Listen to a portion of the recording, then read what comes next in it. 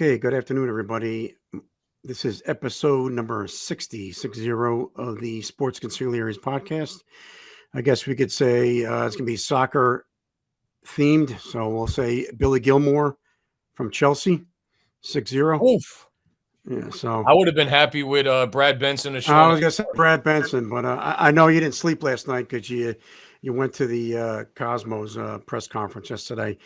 But as always, or not always with always, and it's not like a Mike and a Mad Dog thing. We had a couple single episodes past couple weeks. We're still on solid footing here. But my buddy, my pal, my consigliere, Jerry Cala. Jerry, how you doing this fine Friday afternoon? Jimmy, excellent. It was a big day for the podcast yesterday. All right, do tell. What do you got? What do you got? To go as a member of the media to the big announcement in Paterson. And you snuck in. Is that true? You snuck into the side. You had no credentials, and you try to be the said you were the janitor. Well, listen, I wore a black polo, black dress shoes, and black dress pants, so I had no problem getting in because I just looked ultra important. Actually, I looked like somebody's driver, which is why they probably let me in. Yeah. But before we get into it, a quick shout out to Eric Stover for arranging us to, for our program to attend. I brought my son, and it didn't disappoint. So just to back up, the project at Hinchcliffe Stadium has been an ongoing one. It's a national, treasure. They did a lot of work, and so far they got the Jackals there. They have the Women's Tackle League. They've been using it for high school events. In the future, they're going to really step up with some concerts and things, and it's going to be the home of the Cosmos.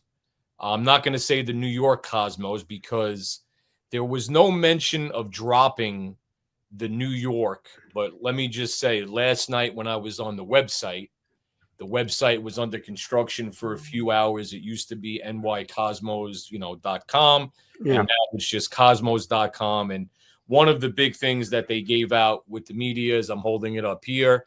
It says, it's the Cosmos logo. No mention of New York. It says Community Club and Cosmos. And Governor Tina Savasio was the MC, did a great job, great personality, really kept things moving, kept things entertaining. Tina probably doesn't get enough credit in her soccer background. She actually did work for the Cosmos as a sideline reporter when they were at Hofstra, Sherwood Field in Hofstra. And she also worked many, many years for MSG with the Red Bulls. Now she's on Channel 5. She did a great job. First up was Governor Murphy, who did a great job, and then Mayor Sayer of Paterson, who did a great job. Talking about, obviously, the mayor was thrilled. The stadium is doing well, and it's going to keep growing, which is great for Paterson. And Governor Murphy really tied the announcement to what's been going on, which is the World Club or the Club World Cup. And we have the big final on Sunday, which I believe even the President of the United States is going to attend. It's great for New Jersey. It's great for our area. And then the governor basically stated what we all know, which is next year, in addition to several games, New Jersey, MetLife Stadium will have the final, the World Cup final, which as Governor Murphy said, it won't be the most watched sporting event. It will be the most watched event. Okay. This is, as I tell people, this is the Super Bowl, tenfold, if you will. So it was, the governor did a good job. The mayor of Paterson, did a great job. Both had a lot of charisma, a lot of personality, and a lot of enthusiasm, with this project. And then from there, we had a little acknowledgement of an ex-player, Shep Messing, who again worked with Tina Savasio at MSG for the Red Bulls. Shep was a character when he played in the 70s. Shep is actually the focal point of the documentary Once in a Lifetime. He kind of shares a lot of the stories. I read his book. I met him numerous times. Great personality. Really played came up playing soccer in a time that we could never relate to because it just didn't exist. Shep is also a Harvard graduate. and he was there in attendance. And you know what was interesting about the announcement is you have an historic club, and I think, and we've talked about this numerous times. We had Eric Stover on, just a reminder to the Yeah. viewers. Eric Episode 41 for anybody who wants it Episode back. 41. Mm. Eric Stover is basically running the day-to-day operations of the Cosmos. Eric was very instrumental in bringing our first soccer-specific professional stadium, if you will, to Harrison when he was running the Red Bulls. He also was in charge of the Cosmos in their second reboot, if you will. So, yes, this is the third reboot, and we'll kind of get back to that in a second. But the attendance, we had, people like us, local podcasters, local media, then you had, the Italian media, you had Telemundo, you had a lot of different media personalities, CBS, Fox, NJ12. NJ12 did a great story on it. And the one thing is, this is an iconic club, and it's a shame, if you will, that this is the third reboot, because the Cosmos really are U.S. soccer. They're the most identified club in the history of U.S. soccer, Agreed. and they should be playing because they put it on the map, many, many moons ago. But with that being said, what I really enjoyed yesterday, growing up in an urban area that's kind of gone up, gone down, through a renaissance, if you will, and Paterson seems to be doing a lot of things parallel that's going on in Jersey City. Really, my first time kind of taking in the area, if you will. I passed through Paterson, a gazillion times, going to different games and whatnot. But you have the falls, Paterson Falls, which is beautiful. And basically, you just kind of hook right around. It leads you right into the stadium. And it's going to be one of the rare soccer experiences, as it was mentioned yesterday by Mr. Rodolfo Wilson, who is a Paterson native. He is now the new majority owner of the Cosmos. Like I said, he was very influential with the return, along with many people, but very influential with really getting the stadium back to where it needed to get back. And he spoke, and he was excellent, talking about, him. I believe he alluded to, he did some projects in Newark, various projects. So he kind of had the business acumen of what needed to be done, involving the mayor. And like he said, there was a lot of people involved in the process of restoring the stadium, which is great for Paterson. And I think one thing that he did say, it's going to be interesting, is like in the MLS, and this is not a jab or anything, but a lot of the stadiums are kind of like in remote locations, off the beaten path. And like this experience, like you're basically going to have a stadium, in a residential area, which is kind of cool, kind of different. And that's really how it is, in Europe.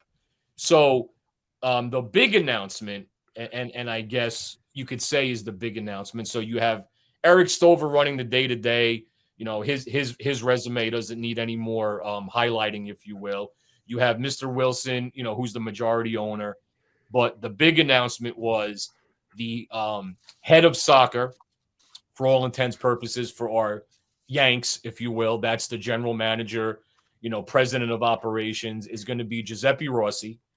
Giuseppe had a very storied career. He's from Clifton. Around the time he was 14, his family made a decision. Giuseppe moved to Italy, where he flourished. He went from basically the Clifton Stallions to Manchester United, to being a young player for Manchester United, parlayed that to a nice career in Serie A, which is the Italian professional league. He had some time in La Liga, in the Spanish league, first division. And he also parlayed that into a very long career, U16 on up, to the Italian national team. And he was always one player in the North Jersey area that I think kind of captivated, North Jersey being heavy Italian American. And I think his popularity really soared when he got to the national team, which basically I think caused an influx of a lot of Italian Americans in the North Jersey area to really get into the Italian national team. So he's going to be involved in running the soccer operation in conjunction with Eric Stover. And what I liked about yesterday, there is really no mention of a coach. There was really no mention of like players because again, yesterday was about what should be about, which was about bringing the team back into playing professionally March of 26, bringing the team to Paterson, highlighting Paterson, highlighting the community, and also highlighting the beautiful stadium that the Hitchcliff is really turning into an attraction of a beautiful location, and it's only going to keep getting better. So that summed up kind of the introductions. Then afterwards, Mr. Wilson, Mr. Stover, and Mr. Rossi, there was like a little Q&A. I did not ask a question, but our friend from Hudson River Blue, who I was sitting next to, Michael Bautista, who actually broke the story of the Cosmos returning, and in his story of breaking the news that the Cosmos returning, he quoted Eric Stover, and he referenced our podcast when we had Eric on. After a little discussion with Michael yesterday, we're definitely going to have Michael on. Michael runs basically a website and a news affiliation that really focuses on New York City FC, New York City Football Club. But obviously, he's been around Michael and he knows the landscape and what the Cosmos mean. It was actually pretty funny that I sat next to him and I knew who he was and, he knew who I was.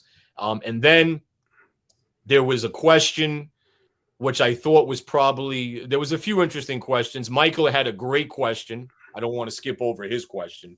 Michael's question was, what makes this, because I think this is what everybody wants to hear, what everybody wants to know, and maybe what everybody wants to try to understand, is what makes this different than the last two times? Like, what makes number 3, right? What do they say? You don't get, 2 bites of the apple, but this is 3 bites of the apple. What makes this different? And I think Eric Stover hit it out of the park. Not only did he hit it out of the park, I think he hit it a grand slam. Is basically, and I'm paraphrasing and summarizing, the first 2 times, particularly the first time, was money, money, money, money. And the Cosmos basically got so far ahead of themselves. The TV money wasn't there. There was a lot of things, and the league took off too quick. Yeah, and they were overplaying their players too. And yes, and that's ultimately what led to the demise. And then a lot, and the problem was the other teams couldn't compete. Correct. You had Pele, you had Carlos Alberto, Franz Beckenbauer, Giorgio Canale. So you had some big names playing in there, playing at Giant Stadium where you had 75, 76,000 people watching a soccer game. What you think about it now is kind of unheard of, but. Right. But the other teams, go to Toronto and there'd be a few thousand. It'd be one. It was like the league was like this. Yeah. The gap between teams. Then the second reboot, and I thought Eric really touched upon this, is the league structure that they were in, and I'm going to focus on the old new NASL. The structure wasn't there, and again, it was more they came on. They worried about the things that.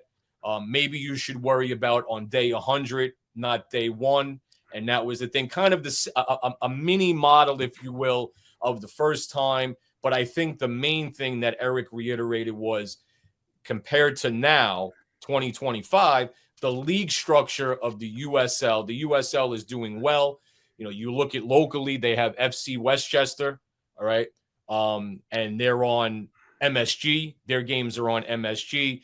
USL games could be found on ESPN Plus. There's a few games on ESPN, and USL is going to have multiple divisions, which is basically off the European model, and at some point come up with a hard system of promotion relegation. So, Michael, Michael Bautista, great question, and I thought Stover knocked it out of the park. Then there was another gentleman, Fernando Fiore, which really made me old.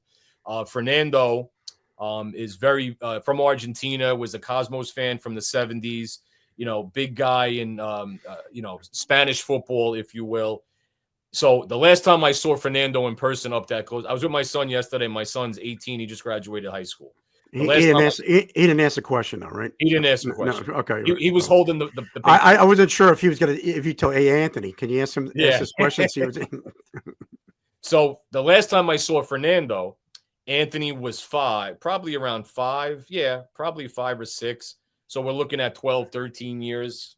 That's about right. Maybe it's 10, 12 years in that area, which was the last big Cosmos announcement, which is where they brought Spanish legend Raul yeah. to the Cosmos. And that was the second iteration of the Cosmos. So that was seeing him and it was like, wow, man, time really does fly. But it was funny because that was like the last big event. It was in Manhattan. It was actually at a Buffalo Wild Wings of all places. The place was packed. Raul was a major player coming over at that time. Gracious enough. I think my son was the only kid there, took a picture. We still have the autograph ball, so on and so forth. But point being, Fernando's question was, what is the plan to sign a quote unquote big name?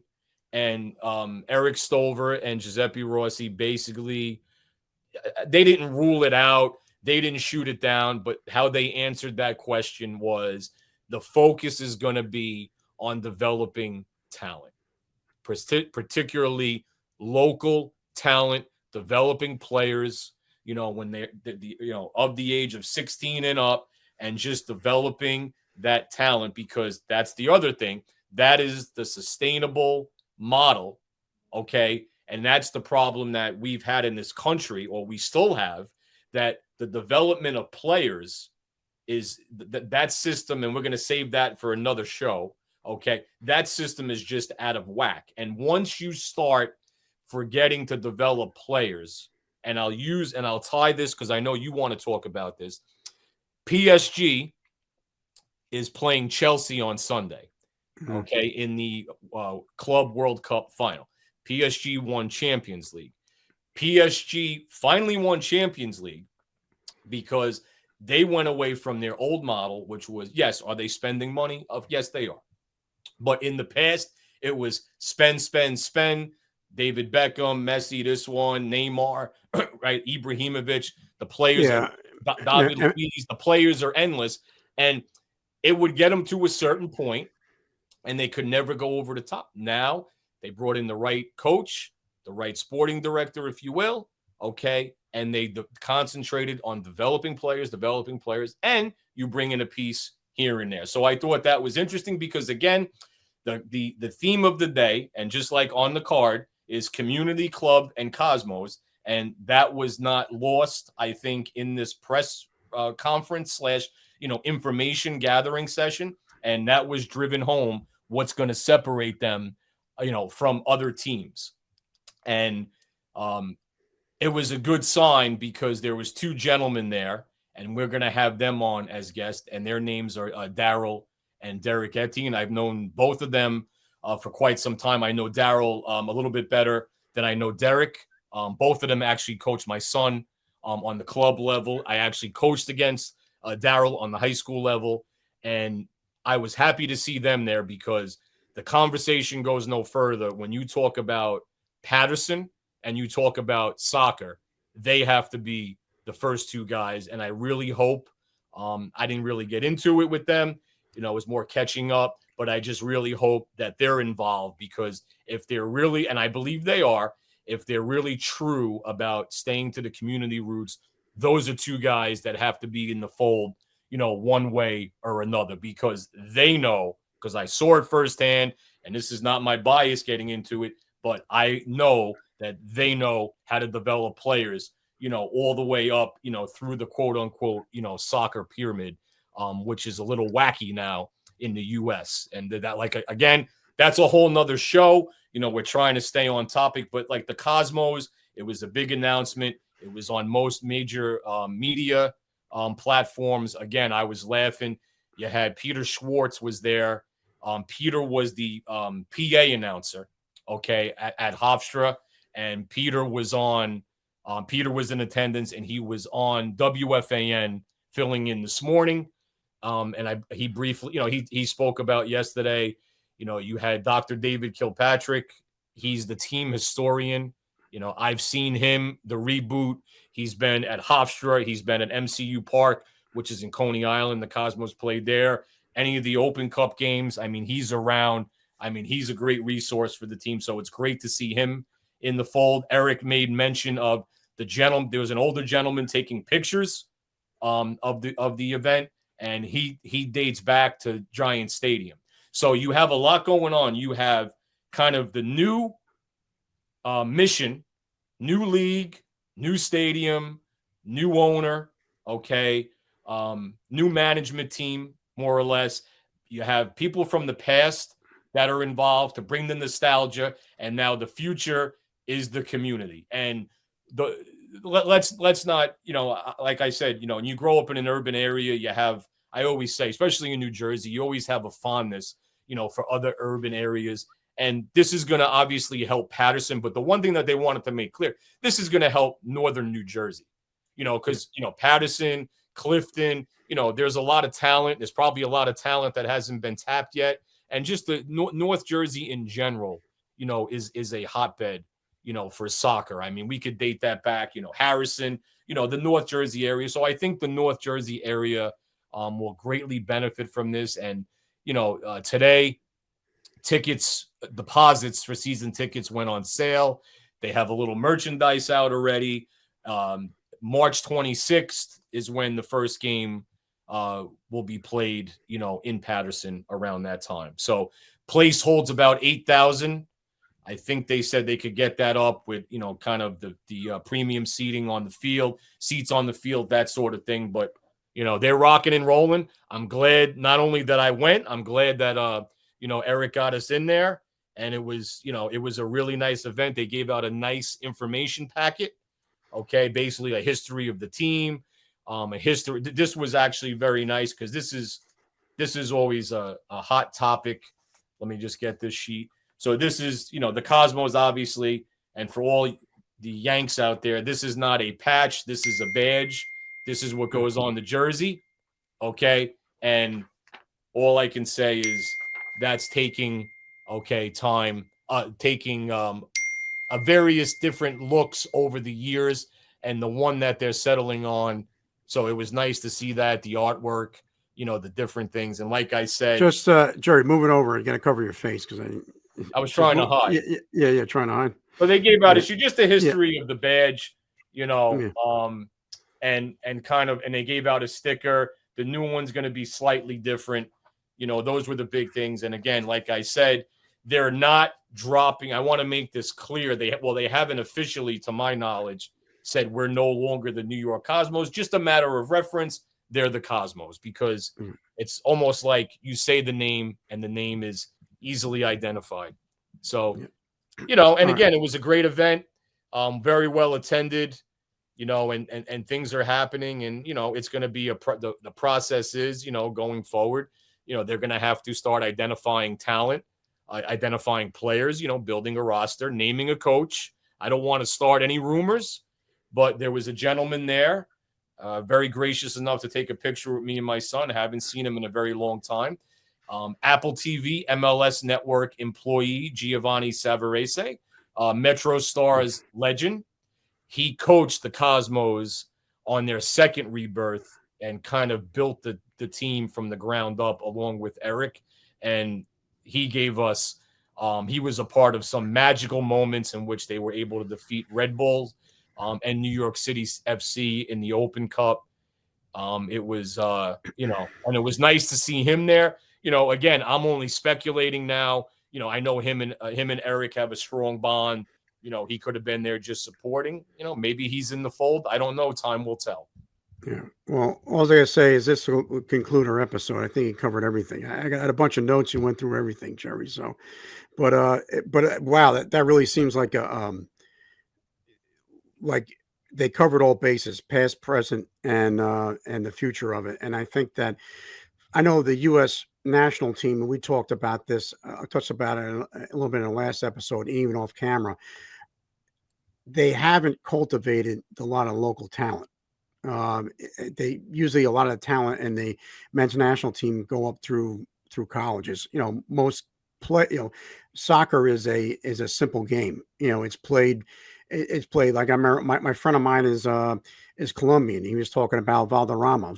Because if I took you where he grew up, it was horrible. So just like sports, it could transcend people into heights. And the thing is, there's an underlying talent that's not being developed. And I think that having the team is good for New Jersey because first of all, it gives some players in New Jersey an opportunity to play professionally and get paid. And also a lot of youngsters with these academies will be able to play soccer and not in so much of a rec format, but more of a structured format where there's greater coaching. There's a structure, there's stability, and there's also you get to learn the game, you get the foundation of the game. But I think you had Michael Lewis on, and he said somebody had the name Cosmos, and they weren't going to relinquish that.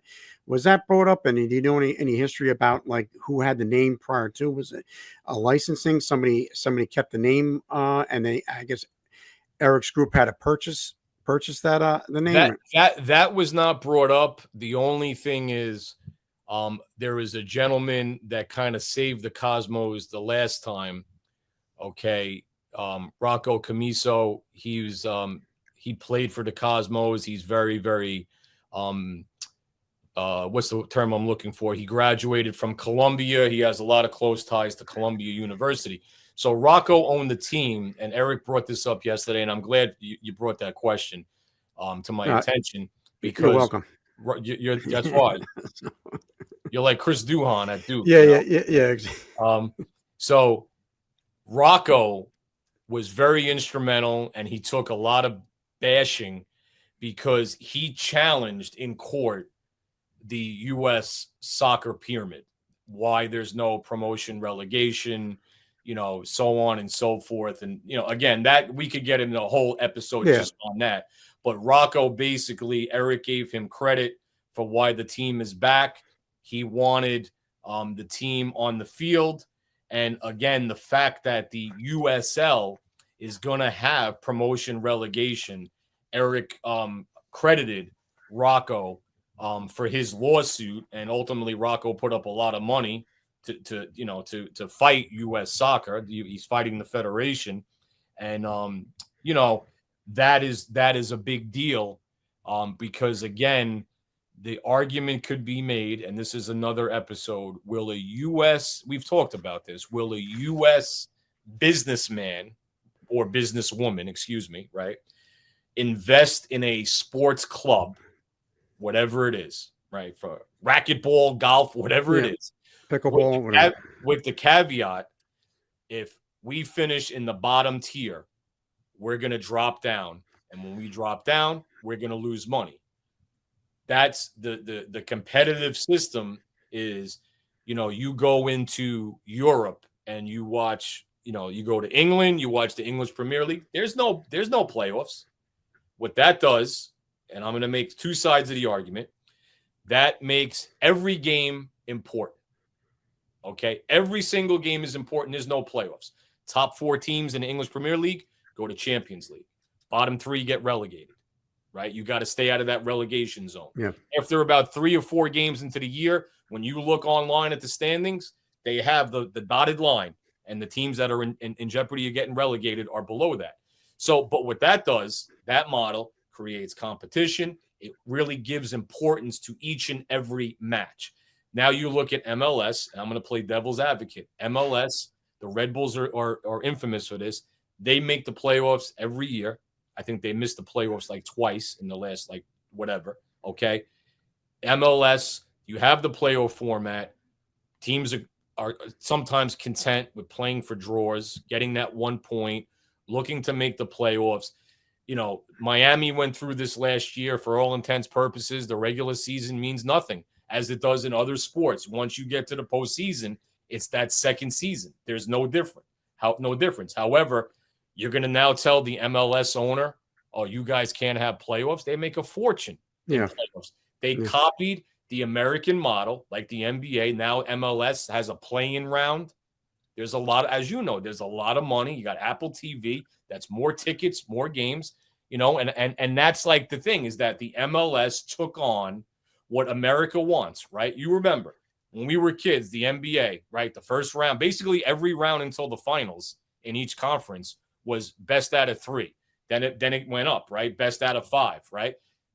You look at now, that doesn't exist anymore. I thought it was great. One year when I was rooting for the Washington Bullets in a best out of 3 series, they won game 1 as the 8 seed.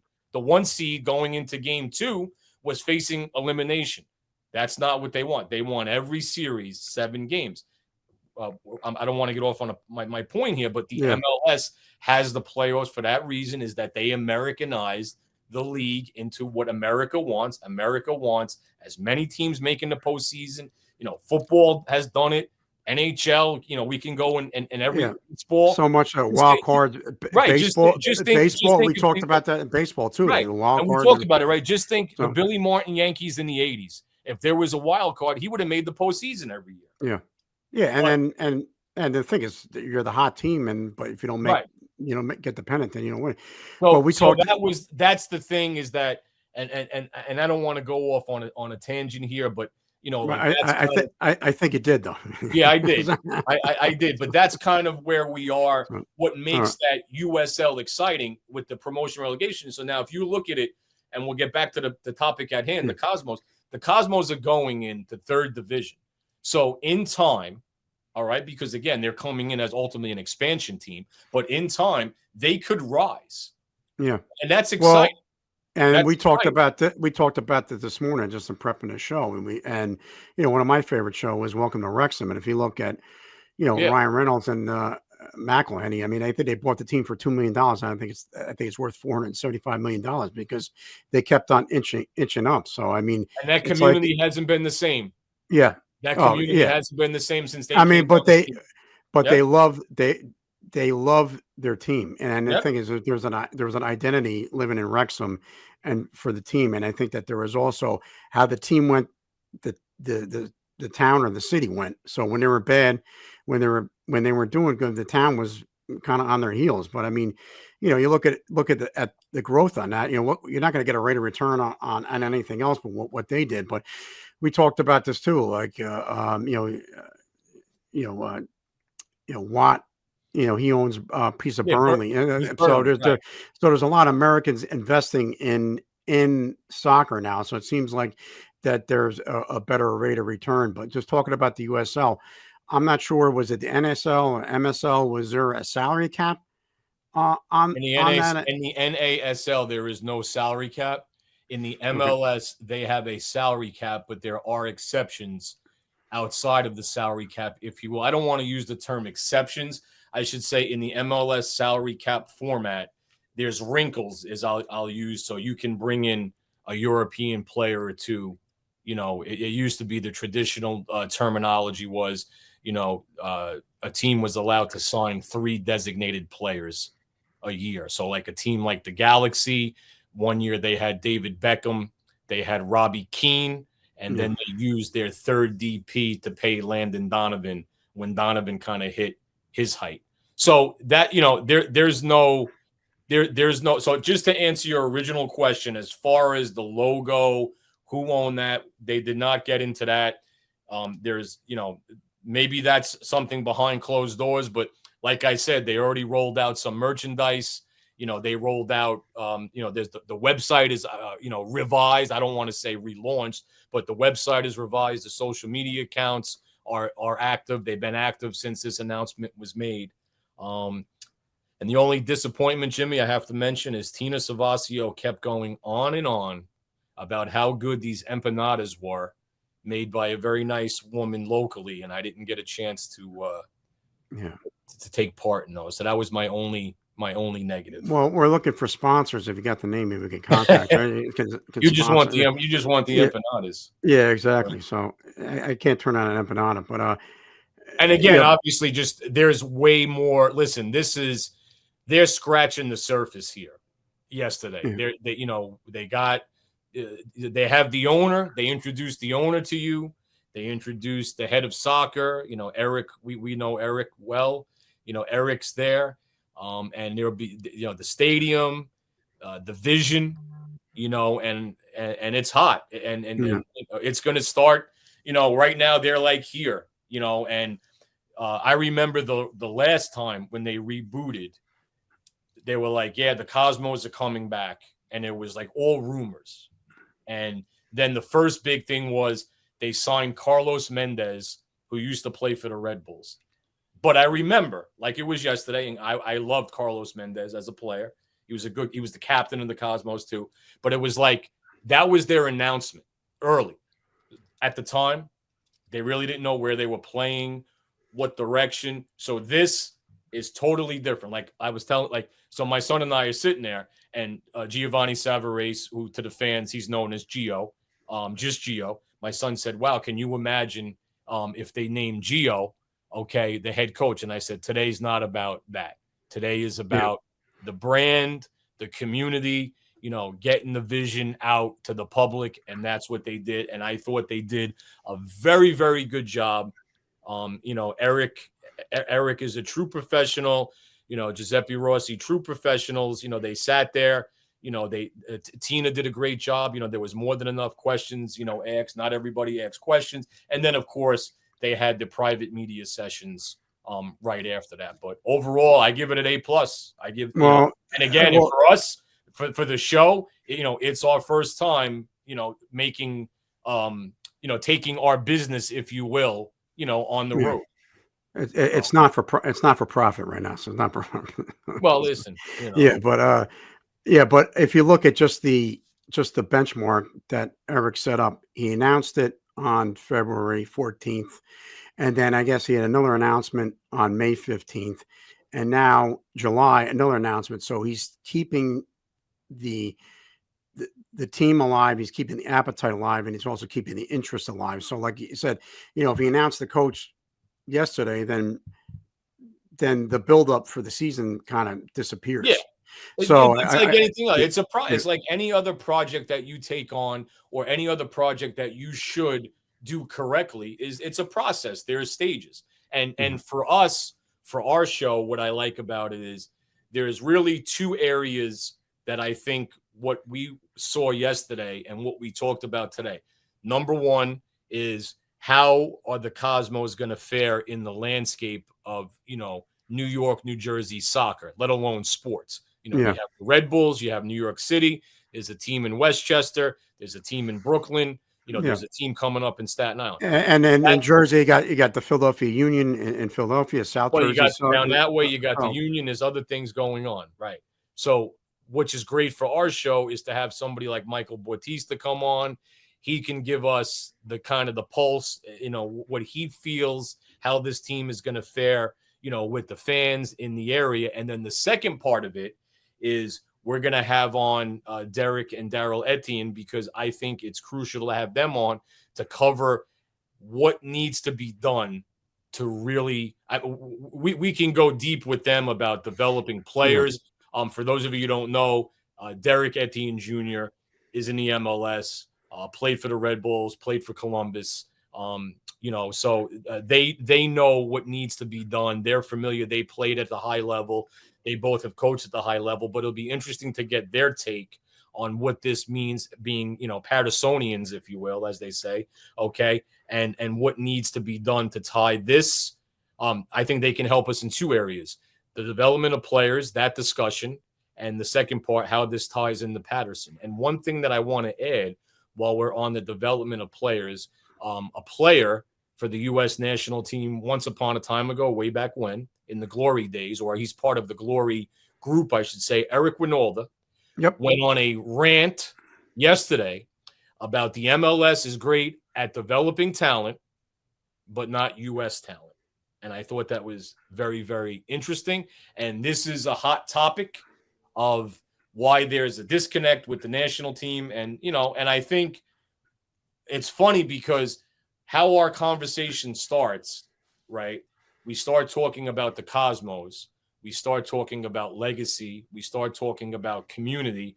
We start talking about developing players. And somehow or another, we wind up back to the one thing that they talked about at this press conference that they're going to focus on is developing players, specifically local talent. And it's almost like, wow, they said that. Why isn't everybody else focusing on that? And I think this is going to be must-see TV, going forward.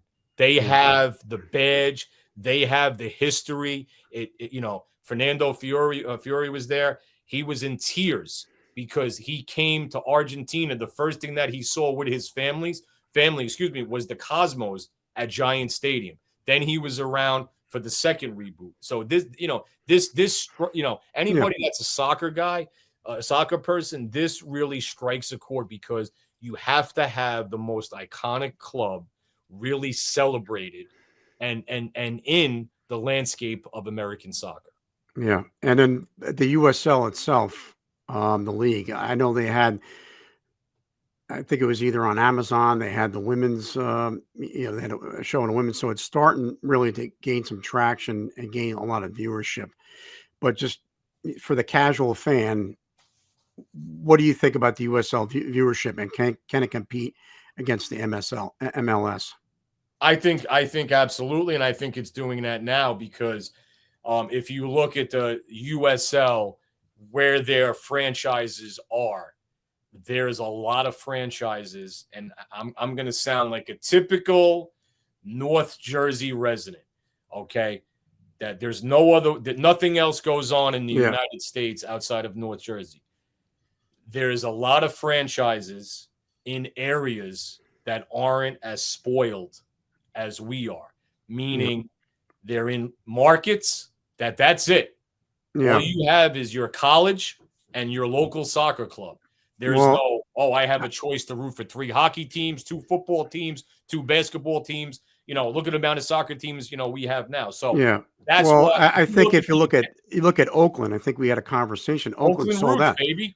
because the thing is that they there's nothing else there now. I mean, you got Golden State. Well. You got the Golden State, but you look, they're the only game in town. So I think Oakland roots. And again, there's markets, a lot of markets that, Louisville, places like that.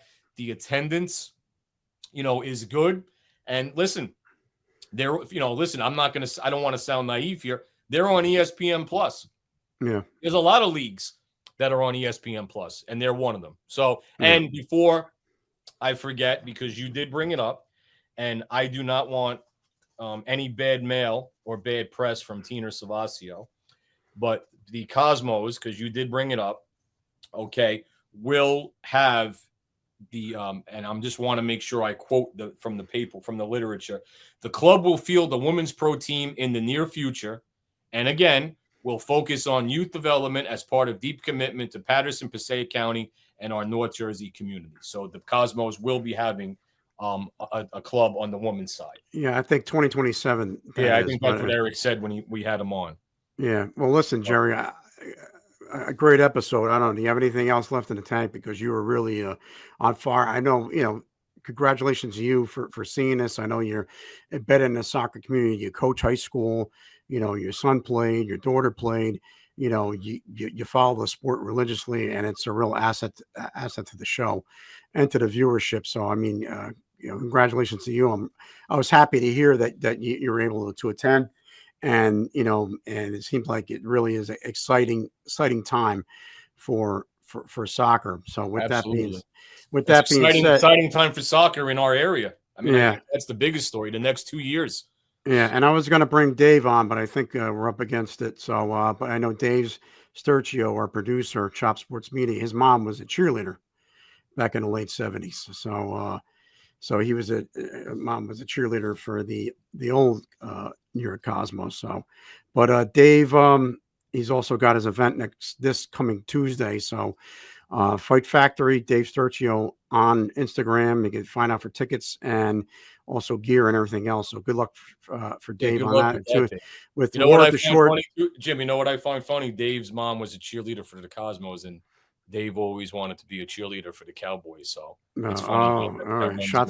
Shots fired on that one. So, but yeah, Dave's event. Dave, listen, that's his big event next week. We wish him nothing but the best. Yeah. So a lot of good matchups there, and then looks like he's gotten a better response than last year. So good luck, Dave. But this is episode 60. Jerry, I'll pass it along to you. This was your episode. Very, I think you crossed all your T's and dotted all your I's this episode. Very good. I had a bunch of notes for the show, a bunch of questions, but you really took it to the next level. So, but excited What about do I owe soccer. you? Do I have to I have to Zelle or Venmo you for these compliments? Is that part of Yeah, no, that that's all part right. of the That's all deal? right. I'm highly complimental. So, but hey, listen, but Jerry, I really, like I told you this morning, I got picked a lot of people that, when we did the reboot. I started this by myself, but I picked you. But I had no idea that, how successful the podcast was, and also just the response we're getting, especially on the soccer front. So it really, Yeah, good yeah, stuff. I yeah.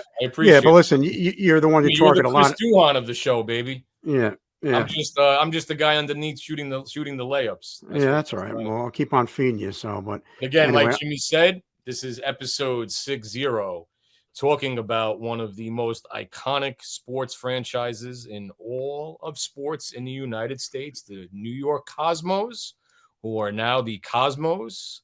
Okay, going to be playing in Paterson, Community Club, and Cosmos.